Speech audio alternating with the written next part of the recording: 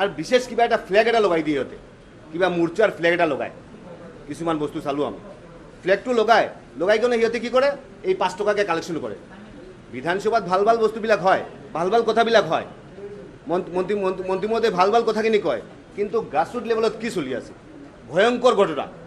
এনেকুৱা মই ভাবোঁ যে এই 5 টকাকৈ হয়তো বা এইবিলাক অফিচিয়েলি হ'ল, অফিচিয়েলি আধিকাৰিকবিলাকে দিলে, কিন্তু মই ভাবোঁ এনেকুৱা নন অফিচিয়েলি আৰু বহুতখিনি চেণ্টাৰৰ পৰা এনেকুৱা কালেকশ্যন হৈ আছে। এইটো কাৰণে মই এইটো গৰিহণা জনাইছোঁ। আৰু মিনিষ্টাৰে ইতিমধ্যে ক'লে যে এইটোৰ ওপৰত এনকুৱাৰী হ'ব। এনকুৱাৰী নহয়, যিবোৰ মানুহে ভেকচিনৰ নামত এনেকুৱা দালালি কৰি আছে, ভেকচিনৰ নামত টকা সংগ্ৰহ কৰি আছে, সিহঁতৰ ওপৰত ব্যৱস্থা ল'বই লাগিব। এইটো মোৰ আজিৰ দাবী। এইটো কৰিমগঞ্জ এইটো যিটো মোৰ কথা নহয়, এইটো মই আপোনাক লগত কৈছোঁ যে এডিশ্যনেল চিফ মেডিকেল হেল্থ অফিচাৰে the superintendent of Karimganj civil হস্পিটেলত লিখিছে যে এই 3টা চেণ্টাৰৰ পৰা, চেণ্টাৰকেইটাৰ নাম হৈছে Karimganj civil hospital, public higher secondary school আৰু DSA কমপ্লেক্স। এই তিনিটাকে আমাৰ ভেকচিন চেণ্টাৰ, তাতে 5 টকাকৈ কালেকশ্যন কৰা হৈছে।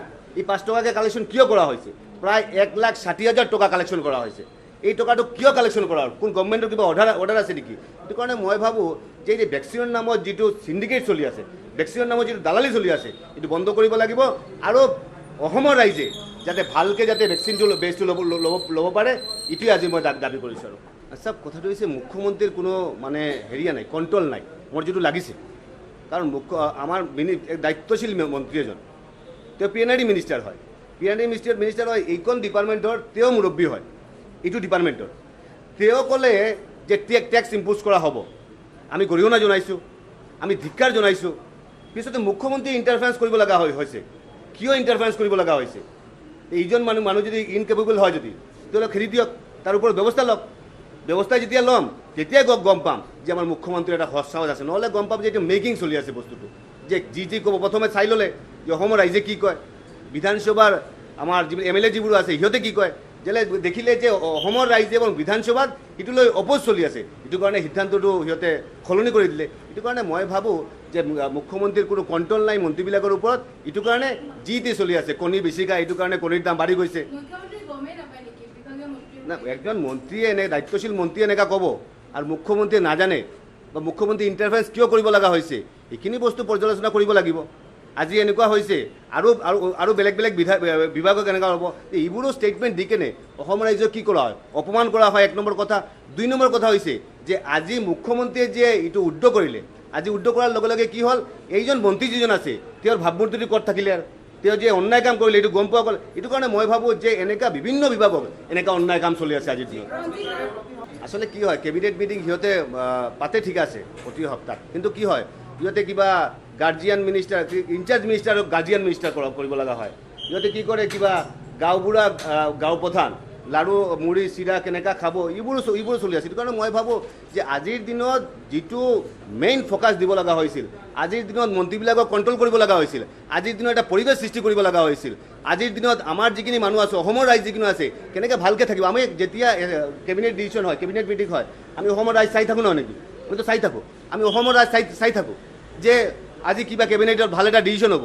কেবিনেটৰ ডিচিশ্যনবোৰ আমি যেতিয়া চাওঁ তেতিয়া মনত বিৰাট দুখ লাগে যে অসমৰ পইচা এনেকুৱা খৰচ হৈ আছে, কিন্তু কেবিনেটৰ ডিচিশ্যন যিবোৰ হয় সেইবোৰ ডিচিশ্যন মোটেই অসমৰ ৰাইজে গ্ৰহণ নকৰে। এইটো কাৰণে মই ভাবোঁ যে মুখ্যমন্ত্ৰী ব্যৰ্থ হৈছে, মুখ্যমন্ত্ৰীৰ কণ্ট্ৰল নাই আজিৰ দিনত তেওঁলোকৰ মন্ত্ৰীৰ ওপৰত। এইটো কাৰণে মন্ত্ৰীবিলাকে যি টি ষ্টেটমেণ্টবিলাক বিৰোধী আছে। আৰু মানে মন্ত্ৰী যেতিয়া ক'ব, আৰু এজন মন্ত্ৰী যেতিয়া ক'ব, আৰু মন্ত্ৰীয়ে হয় তেওঁ মন্ত্ৰী হয়, এইটো মন্ত্ৰী এজন যেতিয়া ক'ব তেওঁ দায়িত্ব লৈ ক'ব লগা হয়।